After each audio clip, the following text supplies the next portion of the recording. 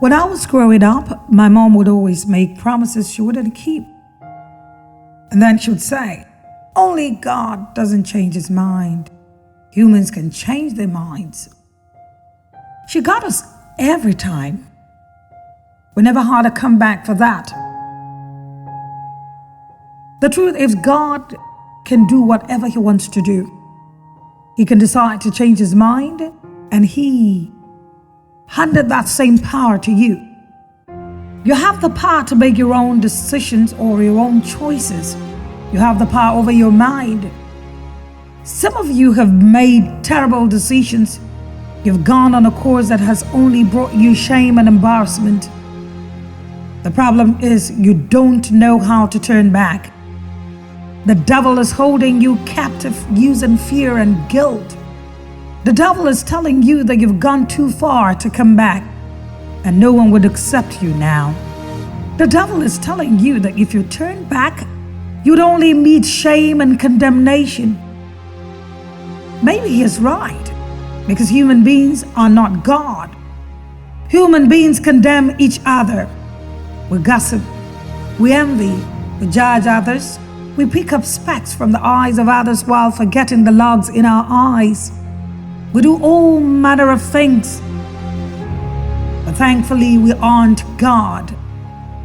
God is the only one that would never get tired of you. He's never going to get tired of welcoming you back. His love doesn't have a limit. His love doesn't have an expiry date. So don't be afraid to change course. Don't be afraid to tell the devil that you've changed your mind. Come on, say it. Devil, I changed my mind. Say to him, I'm not going on this journey with you any longer. For so long I fell for your trap. I allowed you to tell me that what you had for me was better.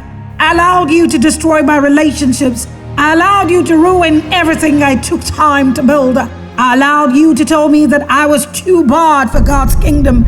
I allowed you to tell me that I didn't belong with God, but not anymore. I take full responsibility for my actions. I accept that I was wrong. I chose to follow you. I chose to take the broad path. But now I've changed my mind. Devil, I've changed my mind. I'm not doing this anymore. I'm going back to where I'm sure I will be accepted. I'm going back to God. He's the only one that can fix me. He's the only one that can heal me. But he is also the only one that can restore my past and redeem what's left of my future. Devil, I changed my mind. Get your hands off me. Get your hands off my mind. Get them off. I changed my mind. I'm not going back with you. I'm going back to my Father. It doesn't matter what I face when I'm with him. At least I know that he will never leave me nor forsake me. You never really had a future to offer me. You told me you did, but you're all a liar. All you do is lie. You steal, you kill, and you destroy. You isolated me from the ones who loved me. You isolated me from the ones who tried to set me on the right path. You told me they were my enemies. You even told me that they were jealous of my freedom. You brought new people into my life. I didn't know that they were devourers. They came in looking like friends. They came in disguise as lovers, but they wanted to ruin me the way you ruined them.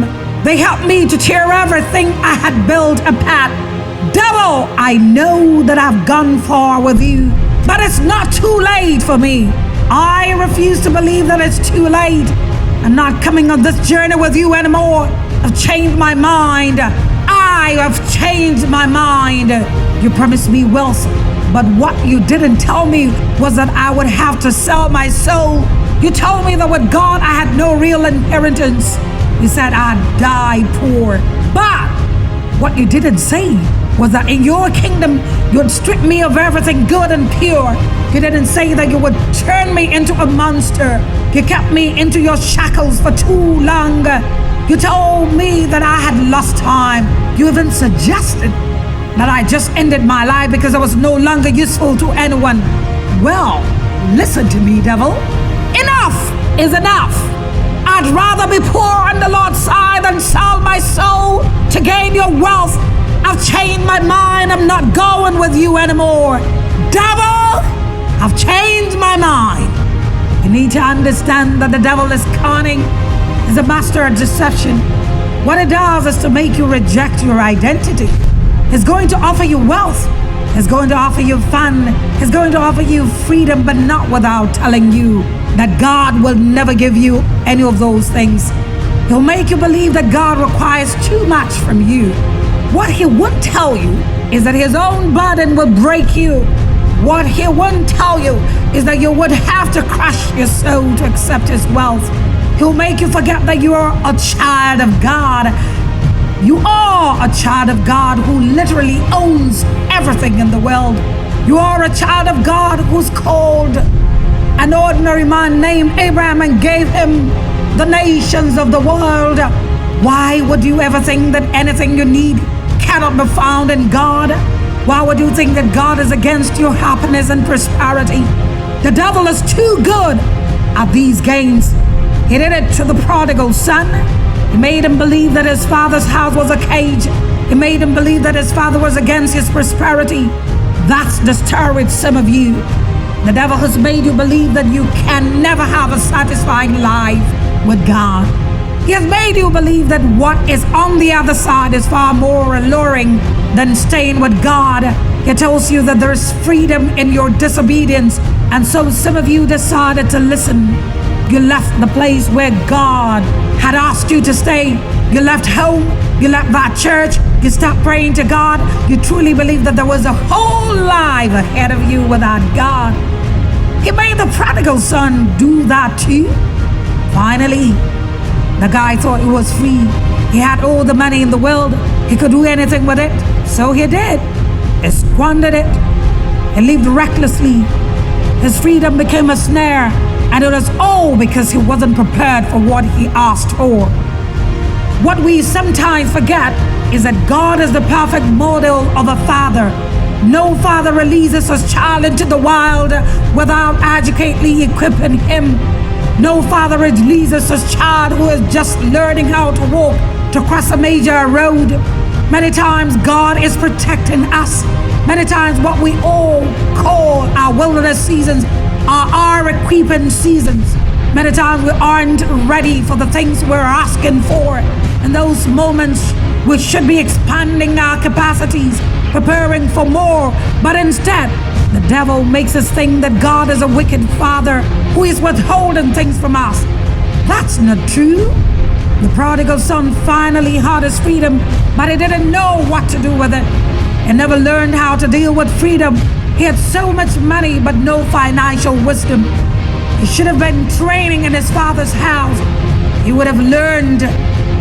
One day he would have gotten this inheritance and then wouldn't squander it because he would have been prepared. Many of us are allowing the devil to take us on journeys that God has held or withheld us from. It is wisdom. With the devil, there are no boundaries. There are no rules. Just a promise of freedom without guidance. God has never kept anyone in bondage. He gave us free will. We have freedom in God, but the devil masks his freedom to look like bondage. It looks like it's not fun on God's side. It looks like it's too much trouble to stay with God. But stay, because all the devil has for you is regret. One day, the prodigal son realized that he had been deceived.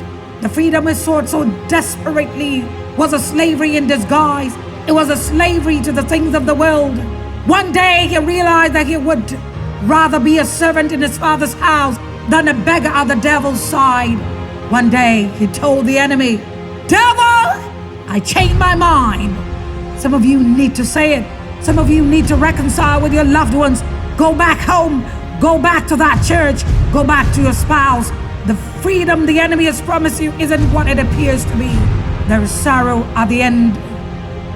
There's regret, shame, and condemnation. I don't know how far you've gone, but listen to me. It's not too late to say, "Devil, I changed my mind."